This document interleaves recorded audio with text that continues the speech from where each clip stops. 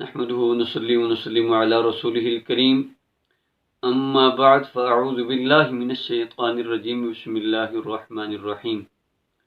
سامعین مکرم، میرات شرح مشکات کی جلد نمبر 6 صفحہ نمبر 12 پر علماء نے ٹیک لگا کر کھانے کی 4 صورتیں بیان کی ہیں کہ انسان کس طرح بیٹھ کر وہ کھاتا ہے۔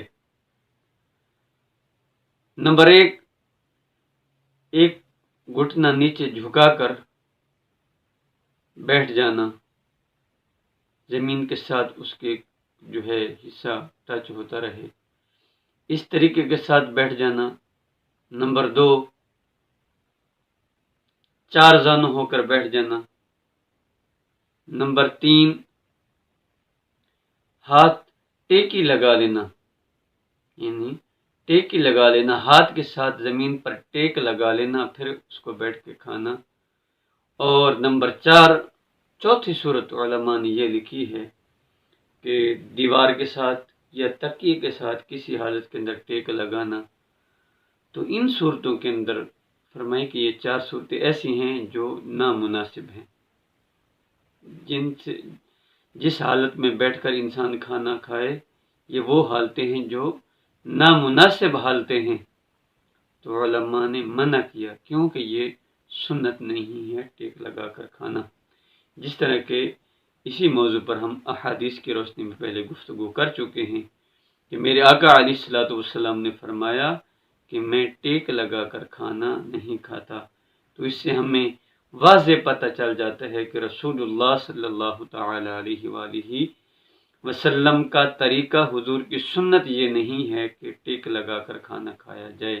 لہذا ہم ماننے والے حضور کے امتی، ہمیں بھی یہی چاہیے کہ ہم وہ ٹیک لگا کر کھانا نہ کھائیں، بلکہ سیدھا بیٹھ کر کھانا کھائیں۔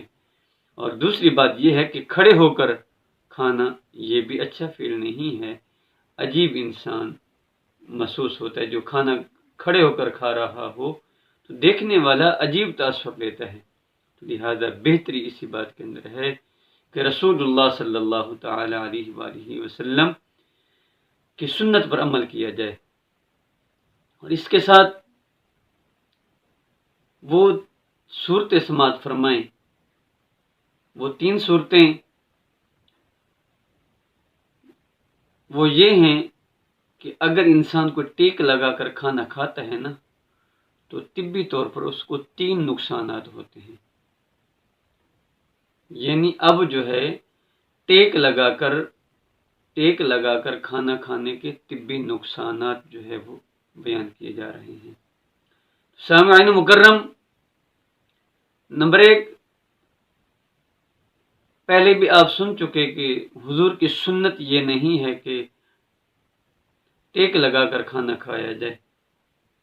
اس کی وجہ کیا ہے کہ اگر کوئی بندہ ٹیک لگا کر کھانا کھائے گا، ایک تو عمومی طور پر تنگی ہوتی ہے بندے کو کھانا کھاتے وقت بھی اگر ٹیک لگا کر کھایا جائے، پھر منہ کے اندر لعاب کی ایک مقدار ہوتی ہے جو انسان کے کھانے کے ساتھ اندر جاتی ہے اور اس کو کھانے کو ہضم کرتی ہے۔ اگر ٹیک لگا کر کھانا کھاؤ گے تو وہ کھانا صحیح معنی کے اندر ہضم نہیں ہوگا، کیونکہ اس کی مقدار وہ پوری نہیں جائے گی منہ کے اندر۔ اور نمبر 2، فرمائے کہ ٹیک لگا کر کھانا کھانا، فرمائے کہ اس کے ساتھ پیٹ وہ پھیل جاتا ہے، معدہ وہ پھیل جاتا ہے، پھر یہ ہوتا ہے کہ غیر ضروری چیزیں بھی وہ جسم کے اندر داخل ہو جاتی ہیں۔ یعنی جب بندہ کھانا کھاتا ہے تو غیر ضروری مقدار کھانے کی مقدار یہ داخل ہوتی رہتی ہے، اور باقی چیزیں جو جسم کی سرکل کے اندر ہوتی ہیں، خون ہو گیا، پانی ہو گیا، یہ مختلف چیزیں پھر پیٹ کے اندر چلی جاتی ہیں اور طبی طور پر بہت زیادہ نقصان ہوتا ہے۔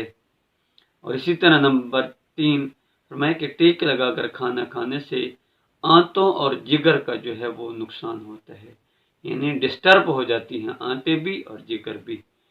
تو کیونکہ سنت پر جب ہم عمل کریں گے تو یقیناً ہمیں فائدہ ہی فائدہ حاصل ہوگا۔ اور اگر ہم عمل کریں گے سنت کے خلاف تو پھر یہ نقصان ہوگا، پیٹ بھی بڑھ جائے گا، ہماری آنتوں کا بھی نقصان ہوگا، ہمارے جگر کا بھی نقصان ہوگا، اور ہماری غذا جو ہے وہ بھی صحیح معنوں کے اندر ہضم نہیں ہوگی۔ زہر جب غذا صحیح معنوں میں ہضم نہیں ہوگی تو پھر نقصان جگر کا ہوگا، معدے کا ہوگا، آنتوں کا ہوگا۔ تو لہٰذا اللہ تبارک و تعالی ہم سب کو حضور کی سنت پر عمل کر کے زندگی گزارنے کی توفیق عطا فرمائے۔